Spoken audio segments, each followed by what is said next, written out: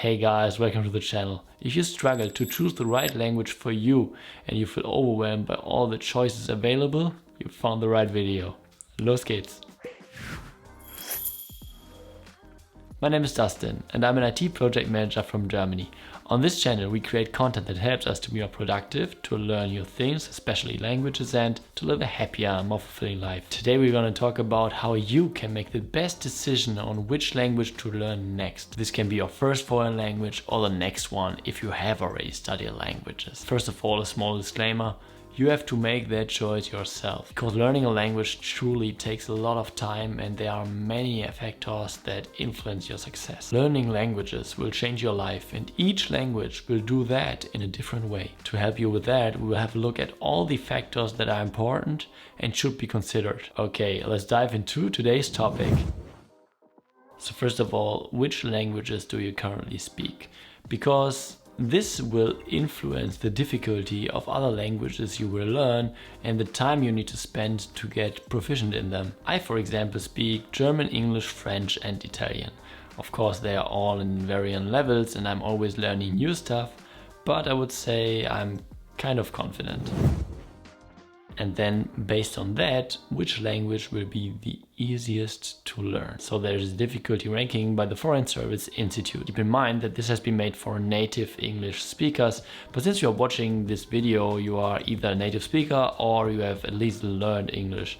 So you can apply that also to you with some slight variations maybe. It tells you the hours you need to spend to reach roughly a B2 level in a language. Of course, they are talking about real class hours, so it might be different when you're doing lots of passive learning like I do with listening to stuff and such. There are 5 different categories, starting from 1, the easiest, so where you need to spend the least amount of time, and 5, the hardest, where you need to spend the most time. So if we have a look at the chart, you can see that, for example, all languages closely related to English, so all the Germanic languages like Dutch, Danish, Swedish and so on, are considered to be category 1, and also the Romance languages like French, Italian and so on. And they are supposed to take 24 to 30 weeks, which means like 600 to 750 class hours to reach a B2 proficiency. The other side of the spectrum, there's of course category 5. And if we take a look at that, you could see languages like Arabic, Japanese or Mandarin Chinese, because they have different script, they have different grammar, different phonetics, etc. And would take about 88 weeks or 2,200 hours to reach a B2 proficiency. So for me, the easiest languages would clearly be all the ones from category 1, and especially Dutch and all the Germanic languages. But since I have quite extensively studied French and also Italian, all the Romance languages are also easier to be acquired by now. But keep in mind that if you have just studied a language like I do with Italian, and then you're studying another language that is closely related, then you can mix up stuff. So for me, it might not be a good idea to study Spanish at the current point in time, even though I would really like to learn that language because it's so versatile and gets spoken by so many speakers. Okay, Dustin, but why is that important now? Let me tell you. So the easier the language is, the faster you will acquire it, and the more it will also help you to acquire other languages. Because learning languages, that's like a muscle. The more you have learned, the easier it gets and the faster you will learn other stuff. And also, the easier the language is, the faster you will get results and the more it will motivate you. Especially if it's the first language you're going to learn, or maybe even one of the first languages. It will give you the confidence that you can learn others. Once I have learned English, I got the confidence that I could also learn other languages, and then I took up French, and I could only endure it because I knew that I'm able to do it because I did it before. You have already learned languages and you have built up a track record and you have enough trust in yourself that you can do it. You could also learn a language that's a bit more challenging, of course. I, for example, could really imagine to learn something from category 4, like Turkish or Finnish, or maybe even from category 5, like Korean. But still, I know this will be challenging and I have a huge respect. Of course, and this is closely related, are you ready to make a long-term commitment to learn the language? As you have seen, it takes a lot of time. Are you willing to put in that time to acquire that new skill and to be able to use that language in daily life? To get that amount of hours in, it's not a short-term goal. It will take months and maybe even years. For example, I have spent over 800 hours of language learning in 2021, and it has been a significant part of my life. I really wouldn't want to miss it, but we should be aware of it. The nice thing is that once we are at an intermediate or advanced stage, we can do stuff that we would do anyway, just in a different language. Watching TV series, reading books and all those kind of things. This way I could get all the hours together. Then of course, the more languages you learn at the same time, the less time you have for each of them. Of course, there are also tricks like using a language you have just learned to learn another language, but time stays limited. Then next question, why do you want to learn that language in the first place? And this is very important because of the mentioned time commitment. You need a strong why to keep up the effort. So first of all, landscapes. Do they have a beautiful nature and amazing landscapes that are really fascinating to you? Maybe you are a northern type of person and really like Canada or Norway, and this is something you can relate with. Or maybe better, the south? Then it could be Mexico or Italy. Next one, history. Does the country have a rich history that you would really like to immerse yourself into and learn more about? For example, the Romans in Italy and all those monuments that they've built, which even exist today and are partly over 2000 years old. Then of course, food. Are you a food lover? Do you like the culinary side of culture in particular? Like I, for example, really like the Mediterranean food from Italy, and how simple the stuff is often, but how tasty. Or maybe the French kitchen is more for you and the sophisticated stuff they are doing. And of course, traditions. Are there traditions that are really fascinating to you, like the carnival in Rio de Janeiro? Of course, the politics. Maybe the country is very liberal and you really like that. There could also be a reason to learn that language, to understand more the politics and to get into it, or if you want to live there at some point. And then last but not least, and maybe the most important one, the people. How are they like? I mean, of course, everybody is individual, but cultures and countries have characteristics, and those normally are also influencing the behavior of the people and how they act and how they think. For example, in Italy, the more south you go, the more welcoming the people are. The more north you are, the more similar the people are to the Germans. I mean, of course, they are still different, but they have more similarities. Then, of course, the sound. Does the language have a sound that really resonates with you? Do you hear it and immediately want to learn it because it touches you? This is a good sign. So I, for example, really like how Dutch sounds, especially when Dutch women are speaking it. And I think it would be really a blast to learn. Then does the language have a script that fascinates you and that you really like to learn? Be careful, of course, because learning another script will be a huge time commitment. For example, when I see a Georgian script, it really makes me want to learn that language because I think it's the most beautiful script of all the languages out there. Then on the other hand, I really know what time commitment it is and that the usefulness of that language is probably limited. And then last but not least, wherever you have a really high motivation, like an intrinsic motivation, maybe you can't even tell why, go for it, because it will carry you through all the difficulties. But even better it would be if you have written down the reasons why you want to learn the language. Because there will be hard times. The beginning is always nice and you will learn lots of stuff. But once you are progressing and getting to the lower intermediate stage, it will take way more time to make progress.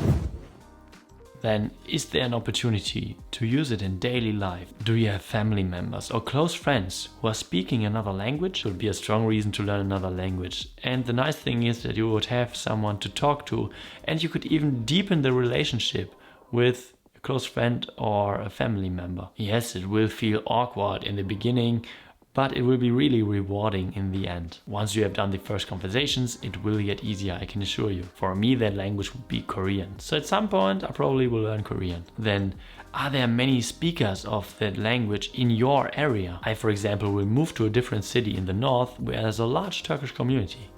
And so I'm thinking about probably to learn Turkish, to be able to connect on a deeper level with the people living there. Next one, can you go to a city or a country where the language gets spoken? If the country isn't too far away, maybe you can go there on vacation. Like for me, the Netherlands are really close and I can even go there for day trips.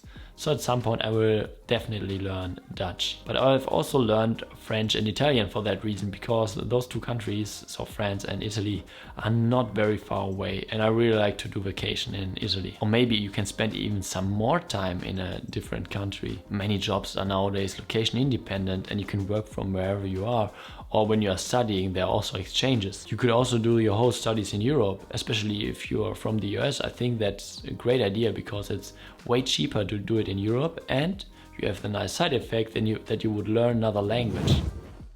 Next one, the number of speakers and learners. And related to that, are there enough resources? So the more speakers and learners there are, the more resources will be available. There are of course also exceptions, like for example with Irish or Catalan. There are many learners but not many native speakers. But since there are many learners, there are also many resources available. If there are a lot, it's easy to find stuff to get started, and also apps and materials and so on and so on. By progressing, you will find many books, series, movies, podcasts, etc. And especially audio material, like for books that are well known, like Harry Potter, are really useful. I think it's really beneficial if you have material that you know inside out and that you can learn in different languages or read in different languages, again like Harry Potter for example. Of course, the text form is for most of the languages even available, but the audio form, that's a different kind of story. But for the bigger languages, you will definitely find it. But it can also feel overwhelming, like the huge variety of stuff that you can choose from. And then you could get paralyzed and not do anything. And that's the decision paralysis. About that topic, there's been a great video by Robin McPherson. I will link it somewhere here. All the languages I have learned so far are pretty major, so you find lots of material. But even between French and Italian, I could already sense a difference. So there's less material available for Italian when you compare it to French, but still, I mean, the stuff that's offered, that's overwhelming. There's so much. But I will really focus on a few resources, try to follow up with them, and once you have reached your goal, then I would move on and take the next resource. If there are only a few resources available for your language, it can make you ingenious, especially for smaller languages, of course. And this can also be motivating in its way, because you are doing your research and trying to come up with ways to learn it anyway. So this is also a nice process. Learning Slovenian and Georgian would be also intriguing to me for that reason. So the choice can be related to the number of speakers and learners, but not only. For example, with Mandarin Chinese. Yes, there are millions and millions of speakers, but if you are living in an area where no Chinese people are living and maybe there's a community of a smaller language, then probably this might be the better idea. But of course it depends, there's just one reason. The next one, will this language help me to achieve my goals? Or is it beneficial in general? Question 1. Could it be useful in your career? Are there, for example, customers you could serve better if you would be able to speak the language? Or could you be the person that is able to connect different markets to each other with your cultural insight and your language knowledge? Mandarin Chinese or even French in Africa is on the rise. So the company I work for has customers from all over the world. For example, also French and Italian ones. So it might be useful at some point when I can speak the languages. Remember, it's crucial to have a good relationship with your customers. And customers are also people like you and I, and you will be able to connect on a deeper level if you are able to speak the language. And even now, I can use those languages to talk to my colleagues from those countries. Yes, of course, they're already good at speaking English, but this way I can connect on a deeper level with them when I speak their mother tongue. And then last but not least, which language is the coolest? Try to imagine yourself speaking that language. How would that feel? I always like that scene from Matrix where that one guy is cursing in French and how sophisticated it sounded. And that has always been a reason why I also wanted to learn French. Or how smooth and melodic the Italian language sounds. And I would have never imagined that I could speak it at some point. So those questions should help you to narrow down the number of languages you want to learn and focus on a specific one. Once you have made your choice, stick to it and follow through. When you get doubts or want to start a different language, try to remember and look into the reasons why you initially wanted to learn that language. Of course, there's so many interesting languages, but if we want to get good at a specific language, then we need to put in the time and stick to it. I also feel the pressure of learning new languages to keep up with others, and there are so many polyglots and they're speaking 8 or 10 languages. Then I know learning a language really takes time. And you should only compare yourself with yourself. Don't let yourself being stressed out. Please let me know in the comments which languages are on your list and which language do you want to learn next. Want to know how to find time for language learning? Or maybe how I learned French. I've also made already videos about that. Also, make sure to leave me a like and a subscription to the channel, and to not miss anything going forward, click on the notification bell. Thank you very much for watching, and see you the next time.